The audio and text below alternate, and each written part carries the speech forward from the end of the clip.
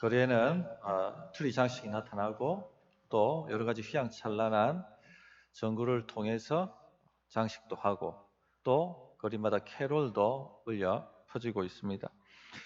크리스마스라는 뜻을 아마 다 잘 알고 계실 줄 믿습니다. 크리스는 그리스도를 의미하고 마스는 예배를 의미하죠. 그래서 그리스도께서 나신 날을 축복하고 예배하는 날이 바로 크리스마스입니다. 자, 그런데 이 크리스마스가 세속화되었습니다. 트리도 장식하고 누구를 위한 트리인지 또 전구 화려한 전구로 장식을 합니다. 저녁 되면은 휘황찬란한 빛이 무언가를 노래하고 있는데 도대체 누구를 위해서 노래하고 있는지 울려 퍼지는 캐롤은 누가 주인공인지 모를 정도로 사람들은 누구를 위해서 이렇게 환호하고 기뻐하고 고대하고 하는지를 모릅니다. 누구를 예배하고 경배하는지 모릅니다. 그리고 관심도 없습니다. 크리스마스 캐롤의 주제는 보통 산타크로스죠. 혹은 요즘 연예인들이 부르는 캐롤은 연인들의 사랑 이야기가 주제입니다. 누구를 경배하는지도 모르고 누구를 노래하는지도 모르고 관심도 없는 시대입니다. 이럴 때일수록 예수 믿는 우리들이 성탄절의 의미를 깊이 새기고 또 예수님의 오심을 깊이 묵상하고 찬양하고 경배하며 예배하는 일에 최선을 다해야 하겠습니다. 공교롭게도 우리가 지금 누가복음을 살펴보고 있는데 이 성탄절 시즌과 딱 본문이 맞아떨어집니다. 뭐 의도한 건 아닌데 하나님께서 이렇게 성탄절 시즌과 함께 본문을 맞춰주셨습니다. 그래서 12월 한 달 동안 크리스마스 본문을 가지고 우리가 묵상을 할 텐데 이 기회를 통해서 주님의 오심이 어떤 의미가 있는지 또 나에게 어떤 적용이 있는지 하는 것을 잘 돌아보셔서 하나님을 경배하고 예배하는데 최선을 다해 주시기를 바랍니다. 오늘 우리가 다룰 본문은 예수님이 아기 예수께서 말구유에 나신 사건입니다. 오늘 이 말씀이 우리에게 주는 세 가지 교훈을 잘 살피셔서 놀라운 역사가 우리 성도님 삶에 있기를 바랍니다. 자, 먼저 예수님은 가이사 아구스도의 호정령 때 베들레헴에 태어나셨다 하는 것을 말씀해 주고 있습니다. 1절부터 5절을 다시 한번 천천히 한번 살펴보도록 하겠습니다. 그때에 가이사 아구스도가 영을 내려 천하로 다 호적하라 하였으니 이 호적은 구레뇨가 수리아 총독이 되었을 때에 처음 한 것이라. 모든 사람이 호적하러 각각 고향으로 돌아가매 요셉도 다윗의 집 족속이므로 갈릴리 나사렛 동네에서 유대를 향하여 베들레헴이라 하는 다윗의 동네로 그 약혼한 마리아와 함께 호적하러 올라가니 마리아가 이미 잉태하였더라. 예수님께서 베들레헴 말구유에 태어나실 수밖에 없었던 역사적 세속적 배경을 설명해 주고 있습니다. 자, 가이사 아구스도가 천하로 로마 제국 천하로 호적을 하라 하고 명령을 내렸습니다. 왜 호적하라고 했죠? 세금을 더 많이 걷기 위해서 천하로 다 호적을 하라 하고 명령을 내렸습니다. 가이사 아구스토는 여러분들이 알고 계시는 카이사르 아우구스투스를 말합니다.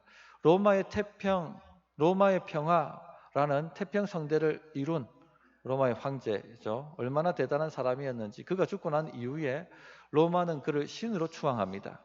그리고 로마인들은 그를 신으로 경배합니다. 로마 황제에 대한 황제 숭배가 이때부터 나타났다. 이렇게 봐도 과언이 아니라고 생각이 됩니다. 이 카이사르 아우구스토가 천하로 호적을 하라고 명령을 내립니다. 수리아 총독은 그때 구레뇨였습니다. 수리아는 지금 시리아를 말하는데 유대 땅은 시리아 관할이었습니다. 총독이 다스리고 그 밑에 분봉왕이 있었는데 그때 분봉왕은 헤롯 대왕이었습니다. 그때에 호적을 하라는 명령이 떨어졌습니다. 모든 사람이 각각 고향으로 돌아갔다 이렇게 돼 있죠. 요셉과 마리아도 호적을 하기 위해서 갈릴리 나사렛에서 고향인 베들레헴으로 올라갔습니다. 어떤 분은 왜 요셉 혼자 가면 안 됩니까? 왜 만삭의 마리아를 데리고 가야 됩니까? 라고 질문을 합니다. 그때 유대 땅은 헤롯 대왕이 다스리고 있었는데 이 헤롯 대왕은 유대 방식으로 각자 각각의 고향으로 돌아가서 호적하라 그렇게 명령을 내렸습니다. 실행법이 그렇게 떨어진 것입니다. 그래서 요셉과 마리아가 함께 베들레헴으로 가게 된 것입니다. 그때가 BC 4세기경입니다. 그런데 왜 하나님께서는 이 누가를 통해서 이 역사적인 배경을 상세하게 자세하게 우리에게 이야기하는 것일까요? 그 누가복음 1장을 살펴볼 때 누가는 데오빌로 각하에게 예수 그리스도의 이야기를 자세히 근원부터 살펴서 이야기해 주기 위해서 이 글을 쓴다라고 쓰는 글의 목적을 밝혔죠.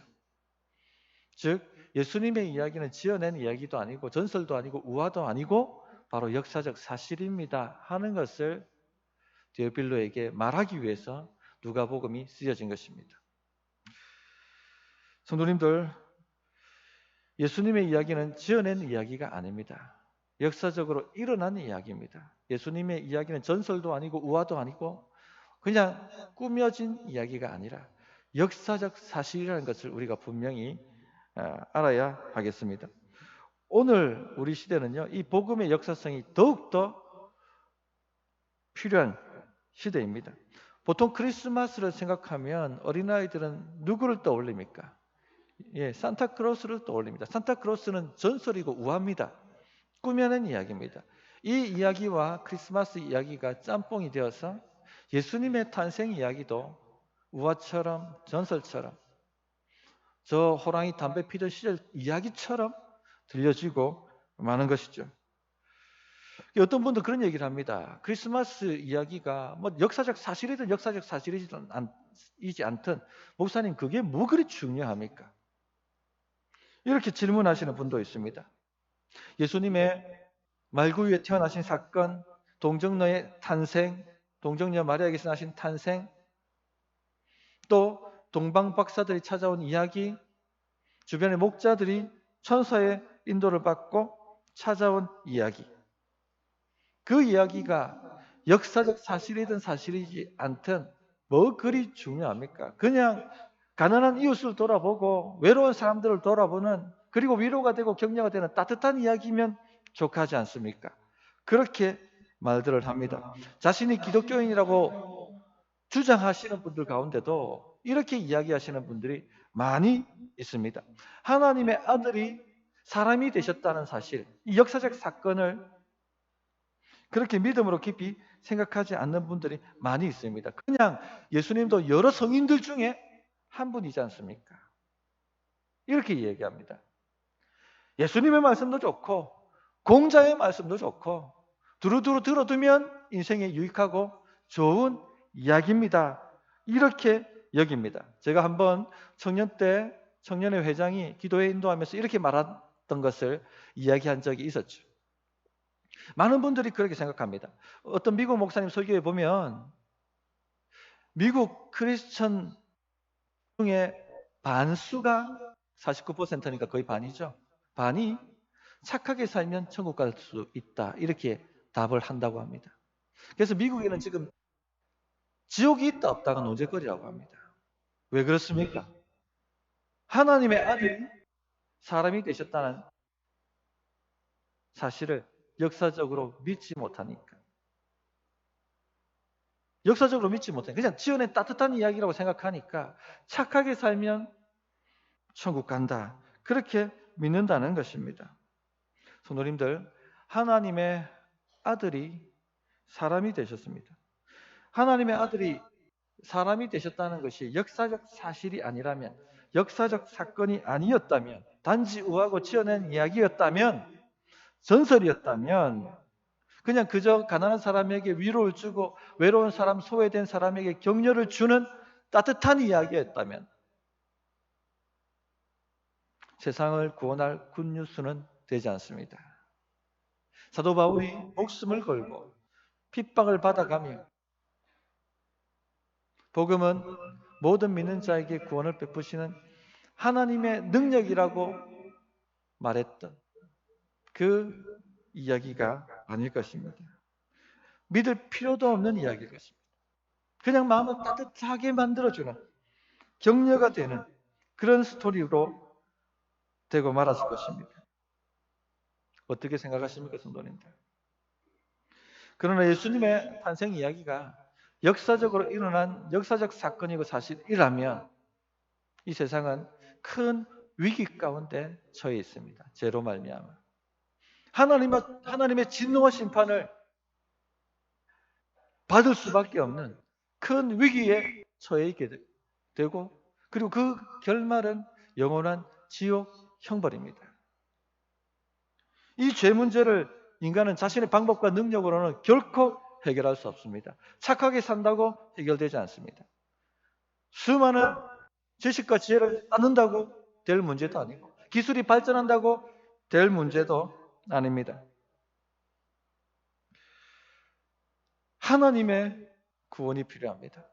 하나님은 이 세상을 사랑하셔서 독생자 예수 그리스도를 사람으로 이 땅에 태어나게 하셨고, 그리고 십자가에서 그 예언하신 대로 죄인들의 죄를 대속하여 주셨습니다. 예수님의 이 이야기가 역사적 사실이라면 성경이 말하는 모든 예언은 딱 맞아 떨어지게 됩니다. 오리라고 했던 여자의 후손이 오셔서 사단의 머리를 박살내신 사건이고, 그리고 많은 예언자들이 예언했던 메시아의 고난 스토리가 딱 맞아 떨어지게 되는 것이죠.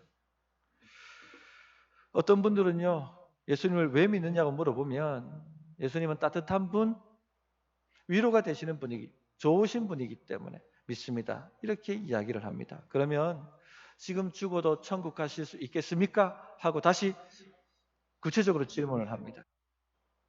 그렇다고 해요. 왜 그렇습니까?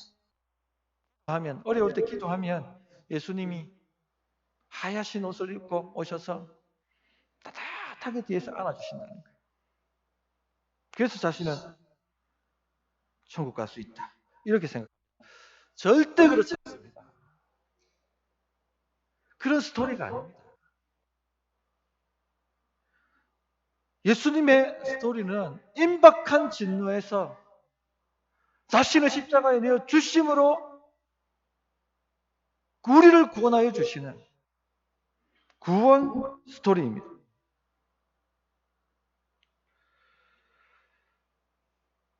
우리는 주님이 좋으신 분, 따뜻하신 분, 선하신 분, 위기 때 기도하면 위로 주시는 분이기 때문에 믿는 것이 아니라 역사적 사실이기 때문에 믿는 것입니다.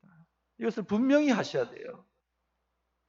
예수님은 역사적으로 가이사 아구스토 때 베들레헴에서 말구유에 태어나셨습니다. 이 예수님이 역사적으로 이 땅에 오셨다 하는 것을 분명히 붙들고 가셔야 됩니다. 너무 세상이 그것을 어지럽히고 있어요.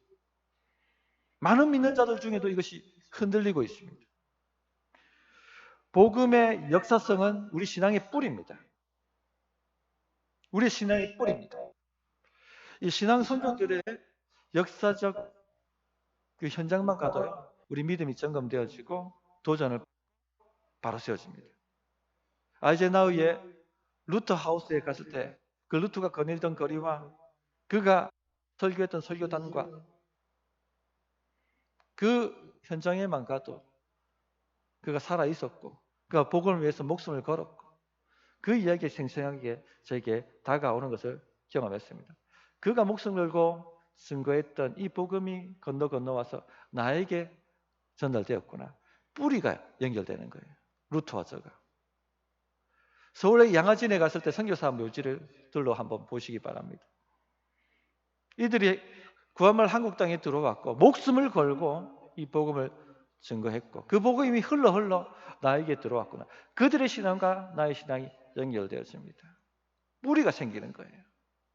다시 내 신앙이 점검되어지고 제대로 주를 믿고 살아야겠다.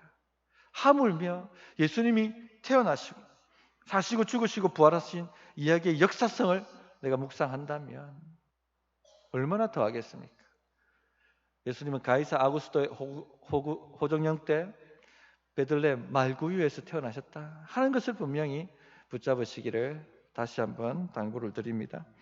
자, 두 번째 이 이야기의 교훈은요, 하나님께서 세상 만사를 사용하셔서 하나님의 뜻을 성취하셨다 하는 것을 우리에게 보여줍니다. 4절 5절을 한번 보십시오. 요셉도 다윗의 집 족속이므로 갈릴리 나사렛 동네에서 유대를 향하여 베들레헴이라 하는 다윗의 동네로 그 약혼한 마리아와 함께 호적하러 올라가니 마리아가 이미 잉태하였더라. 자, 마리아가 만삭의 몸으로 유대 땅 각기 고을로 돌아가라 했기 때문에 유대 땅 그 베들레헴에 가서 호적을 하게 되는 모습을 보여줍니다. 자, 그런데 이 요셉과 마리아가 올라갑니다. 베들레헴으로 올라갑니다. 이 모습을 보면 어떻게 이렇게 타이밍이 딱 맞아 떨어질까 하는 것을 깨닫고 놀라지 않을 수가 없습니다. 왜 이 타이밍에 요셉과 마리아가 베들레헴으로 갔을까? 왜 이렇게 상황이 돌아갈 수밖에 없는, 그 베들레헴으로 들어갈 수밖에 없는 상황으로 돌아갔을까? 요셉과 마리아는요, 꿈에도 알지 못했을 것입니다. 왜 이 추운 겨울날 이 만삭이 몸을 이끌고 왜 이렇게 3일 거리의 여행을 하여야 되고 말구 위해서 출산을 해야 됐을까? 왜 이렇게 힘들게 살아야 했을까? 이해를 하지 못했을 것입니다. 우리 성도님들은 이해하십니까 이걸? 예언이 되어 있죠. 메시아가 어디서 난다고 예언되어 있습니까? 베들레헴에서 태어난다고 예언되어 있죠. 누가 구체적으로 예언했습니까? 미가 선지자가 예언했습니다. 미가서 5장 2절에 이렇게 예언되어 있죠. 베들레헴 에블라다야, 너는 유다 족속 중에 작을지라도 이스라엘을 다스릴 자가 내게로 나올 것이라. 그의 근본은 상고에 영원에 있느니라. 베들레헴 에브라다야. 에브랏은 베들레헴의 다른 이름입니다. 그래서 베들레헴 에브라다 같은 지명을 말합니다. 베들레헴에 메시아가 나실 것이라고 몇백 년 전에 미가를 통해서 예언이 되었습니다. 근데 놀랍지 않습니까? 가이사 아구스토가 호정령이 내렸는데 이 호정명령이 없었다면 예수님은 어디서 태어나셨겠어요? 갈릴리 나사렛에서 태어났습니다. 자, 근데 이 아구스토가 호정명령을 내리고 그 명령이 헤롯의 수행 방법을 통해서 각자 자기 고향으로 돌아가라 하는 이 수행 명령을 통해서 요셉 혼자 간 게 아니라 만삭의 마리아 요셉과 함께 베들레헴으로 갈 수밖에 없게 되었다는 것입니다. 이처럼 요셉과 마리아가 베들레헴으로 인도되고 있는 것입니다. 또 호적을 하러 갔기 때문에 그 베들레헴에서 오래 머물 일이 없습니다. 호적하고 돌아옵니다. 한 이틀 머물 계획이었겠죠. 그런데 이 호적 명령이 앞에 실행되었다면 예수님은 베들레헴에 오실 이유가 없었을 것입니다. 혹은 뒤에 실행되었다고 해도 베들레헴에서 태어나실 이유가 없었을 것입니다.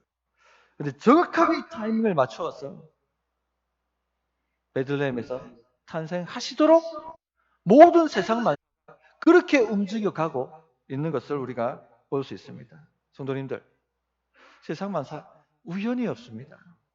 우연이 없습니다.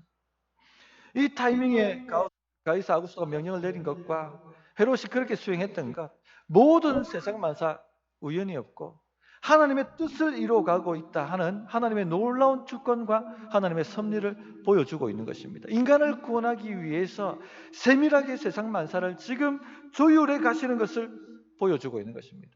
보통은요, 호적할 때 고향으로 갈 필요가 없었어요. 로마 시대 때.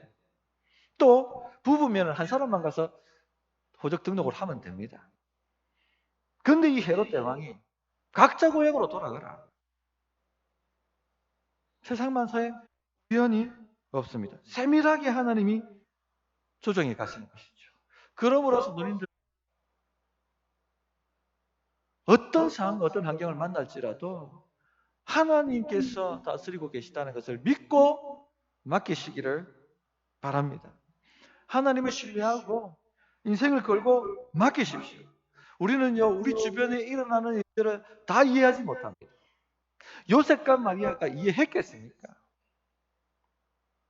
이해할 수 없었을 것입니다. 지금 호적명령은요, 세금을 더 매기기 위해서 내린 명령입니다. 식민지 사람들에게 세금은 고난이고 고역이었습니다. 우리 정부가 연말에 세금을 올리게 되면 어때요? 아우성 칩니다. 우리 믿는 사람들도 아우성 쳐요. 힘드니까. 믿음이 없는 사람은요, 하나님 왜 안 도와주시죠? 이렇게 원망 불평할 것입니다. 요셉과 마리아 이해가 되지 않았을 것입니다. 왜 이렇게 가난하고 힘든데 또 이런 고역이 찾아오는 거예요. 거기다가 만삭의 몸입니다. 이때 나이가 13살 했죠. 어린 이 두 부부가 만삭의 몸을 이끌고 베들레헴까지 3일 거리입니다. 120km입니다. 기차가 있습니까? 자동차가 있습니까? 그 추운 겨울날 만삭의 몸으로 걸어간다는 것은 위험천만한 일이고 고생입니다. 5절에 보시면 올라갔다 되어 있습니다. 갈릴리는 낮은 지대고 베들레헴은 고지대입니다. 산악지역입니다. 가파른 길을 올라가야만 했습니다. 이해가 되지 않았을 것입니다. 믿음이 없으면요, 왜 하나님 나를 도와주시지 않느냐고 아우성치고 말았을 것입니다. 이처럼요, 하나님께서 세상 만사를 다스리고 계시다, 세밀하게 간섭하고 계시다는 믿음이 없으면 믿음의 고백과 찬양을 올려드릴 수 없습니다. 나오는 것은 원망 불평밖에 없을 거예요. 염려하고 걱정하는 것밖에 없을 것입니다. 광야에서 이스라엘 백성들이 살아갈 때 그들이 원망 불평하고 살았죠. 이해가 돼요. 이해가. 우리하고 똑같거든요. 길은 험하죠. 물은 없죠. 먹을 것도 없죠. 얼마나 힘들었겠습니까? 고생해서 가면 뭔가 준비가 되어 있어야 되지 않습니까? 부모님들이 밖에 나가서 고생해서 돈 벌어오면 집에 들어오면 좀 정리가 돼 있고 좀 공부도 좀 하고 있으면 되는데 온 집안이 다 흩어져 있고 이러면 뭐 화가 나지 않습니까? 막. 고생해서 찾아갔더니 물은 없고 물은 쓰고 당장 화가 나고 원망 불평이 나오게 되어 있었습니다. 이해가 되죠? 또 그 흔한 일정표도 없습니다. 언제 어디까지 가고 어디서 자고 그런 것도 없어요. 구름이 떠오르면 텐트 걷고 구름이 가는 곳까지 가고 구름이 내려앉으면 거기서 텐트 치고 아이들이 물어봅니다. 엄마 언제 약속의 땅에 갑니까? 우리는 보채입니다. 계속 광야에 있어야 돼요. 언제 우리는 약속의 땅에 들어갑니까? 하나님을 찬양하고 믿음의 고백한다는 것, 이 세상 만사 하나님이 움직이시고 다스리고 우리 인도하신다는 것 믿지 못하면 할 수가 없어요. 원망하고 불평할 수밖에 없습니다. 그러니까 큰 고난까지 갈 필요도 없어요. 우리 믿음이 어느 정도인지 알아보려면 오늘 저녁 뉴스 보실 때 어떤 반응하느냐에 따라 우리 믿음이 어떤 정도인지가 드러납니다. 불안해하고 걱정하고 염려하는 말이 입 밖에 튀어나온다면 조심하셔야 됩니다. 세상 만사 하나님이 통치하고 다스리고 계시다 하는 것을 믿어야 됩니다. 하나님께서 주의 말씀에 모든 것이 합력하여 선을 이루겠다 말씀하셨죠. 그냥 위로하려고 하신 말씀이 아니에요. 사실입니다. 사실입니다. 그대로 지금 이루어지고 있다는 것을 오늘 말씀이 보여주고 있는 것입니다. 그러므로 다시 한번 말씀드립니다만 어떤 일이든지 간에 일어난 일에 일희일비하지 마시고 만사를 주님께서 다스리고 계시다 하는 것을 믿고 거기에 우리 삶을 맡기시기 바랍니다. 원망 불평이 일어나려고 하면 입술을 치셔서라도 막으십시오. 걱정과 염려의 말이 나오려고 한다면 틀어막으십시오. 믿음의 고백을 올리시고 하나님이 통치하시고 하나님이 다스려 주시고 하나님이 함께하고 계시다라고 말할 수 있기를 바랍니다. 자, 세 번째, 하나님의 아들이 말구 위에 나셨다 하는 것을 말씀하고 있습니다. 7절을 한번 보시기 바랍니다. 첫 아들을 낳아 강보로 싸서 그 위에 누였으니 이는 여관에 있을 곳이 없음이로라. 강보에 싸서 그 위에 누였다라고 말씀합니다. 자, 우리도 그렇지만 유대인들도 아이가 태어나면 강보, 이 강보가 뭡니까? 포대기를 말하죠. 포대기에 아이를 샀습니다. 자, 그런데 말 구유에 누이는 부모는 없습니다. 예수님은 말 구유에 누이셨다. 이렇게 말씀을 하고 있습니다. 왜 그렇습니까? 이 말구유가 뭐죠? 먹이통이죠. 소나 말의 먹이통. 사려 붓는 통, 거기에 누이셨다는 것입니다. 자, 이렇게 된 이유가 오늘 본문의 7절에 뭐라고 되어 있습니까? 왜 이렇게 되었습니까? 여관에 방이 없었습니다. 빈 방이 없었습니다. 당시 여관은 오늘처럼 이렇게 되어 있는 게 아니고 1층은 마구간입니다. 여행객들이 말을 끌고 오고 나귀를 타고 오고 낙타를 타고 오니까 그 짐승을 보관할, 머물게 할 장소가 1층 마구간이었습니다. 그리고 그 마구간 옆에 오픈된 빈 공간이 있었습니다. 거기에 가난한 자들이 짐승과 함께 잠을 잤습니다. 그리고 2층은 방으로 되어 있었습니다. 그런데 이 베들레헴에 호적하러 온 사람들이 많았습니다. 2층 방은 다 꽉 차버린 거예요. 그래서 요셉과 마리아는 어쩔 수 없이 그 마구간 옆 빈 공간에 머물 수밖에 없었던 것입니다. 자, 이것이 바로 예수님께서 말구 위에 나실 수밖에 없었던 이유입니다. 이 베들레헴에 호적거라 온 사람들은요, 임산부에게, 이 어린 임산부에게 방을 내어줄 만큼 마음의 여유가 없었습니다. 초겨울녘 쌀쌀한 그 날씨에 마구간에서 마리아는 출생할 수밖에 없었습니다. 가난하니까, 높은 지위의 사람이 아니니까. 이 방이 없어서 말구 위에서 주님이 태어나실 수밖에 없었다는 것은요, 이 세상의 죄성을 보여주는 상징입니다. 장면입니다. 사람들은 예수님을, 하나님을 마음에 모실 마음의 빈 방이 없었다는 것입니다. 요한복음 1장 10절, 11절에 이렇게 말씀하시죠. 그가 세상에 계셨으며 세상은 그로 말미암아 지은 바 되었을 때 세상이 그를 알지 못하였고 자기 땅에 오매 자기 백성이 영접하지 아니하였으나, 주님은 태어나실 때부터 죽으실 때까지 사람들에게 이런 취급을 받으셨어요. 사람들은 그를 영접하지 않았습니다. 그 당시 사람들은 하나님을 마음에 모실 만큼 마음에 빈 공간이 없었습니다. 왜 그렇습니까? 다른 것으로 이미 가득 차 있었기 때문에 그렇습니다. 여관방에 그 방들이 가득 차 있고 임산부에게 방을 양보할 만큼 마음에 여유도 없고 그랬던 것처럼 그 당시 사람들의 마음에는 하나님 외에 다른 것으로 가득 차 있었습니다.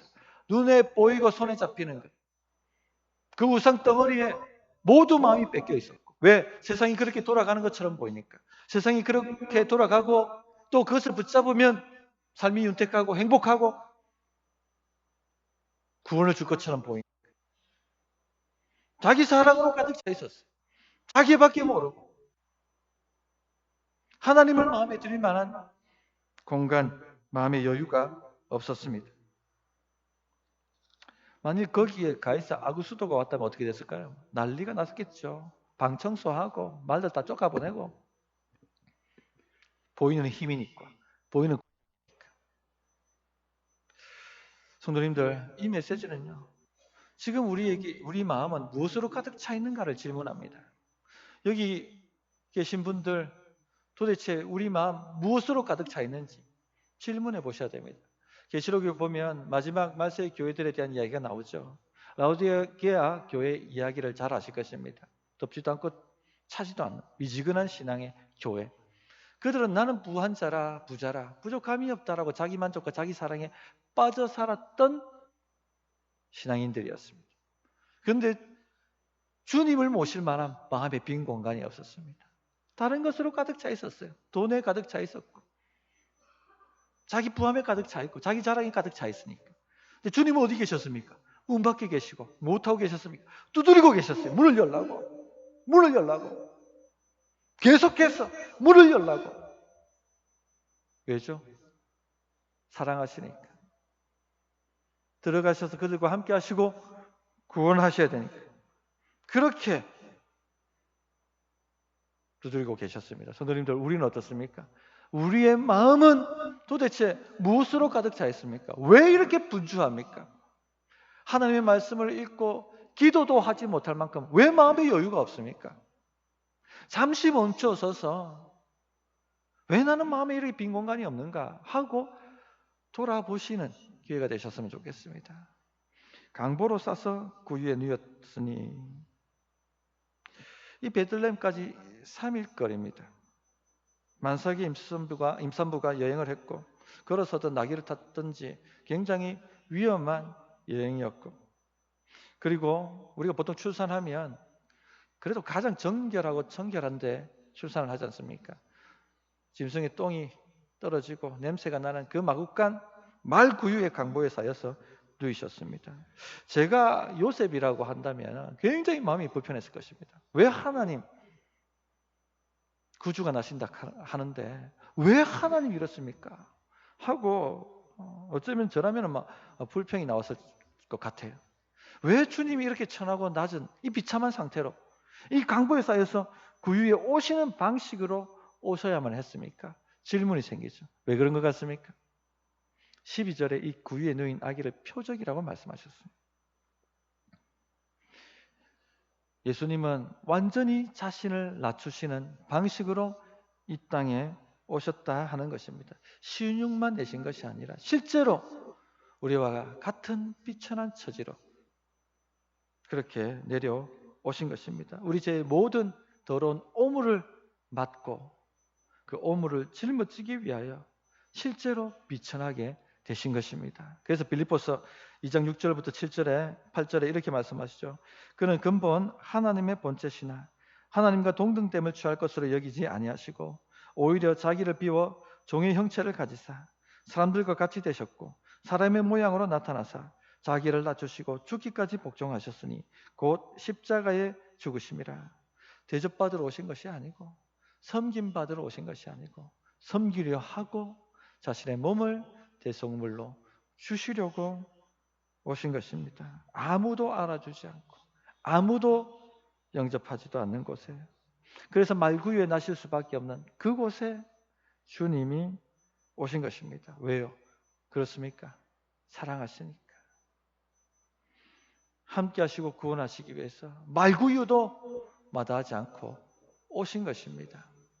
성도님들, 예수님께서 말구유도 마다하지 않고 오셨다면요, 우리 중에 불가능한 사람은 없습니다. 우리 중에 어떤 상황과 형편에 있든지 간에 가망 없는 인생은 없다는 것입니다. 주님이 말구유에 오셨다면 지금 꼭 인생 살아가는 것이 말구유에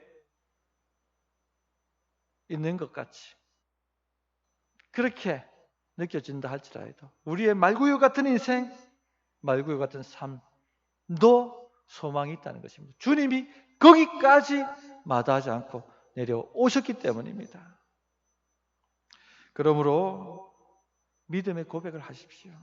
하나님께서, 예수님께서 말구에 태어나셨다면 내 인생도 가망이 있고 내 인생도 소망이 있고 내 인생도 되는 인생이다. 이렇게 믿음으로 고백을 하시기를 바랍니다. 말씀을 정리하겠습니다. 주님의 탄생 이야기가 주는 세 가지 교훈을 나누었습니다. 첫째, 예수님은 가이사 아구스도 때 베들레헴에서 태어나셨습니다. 역사성입니다.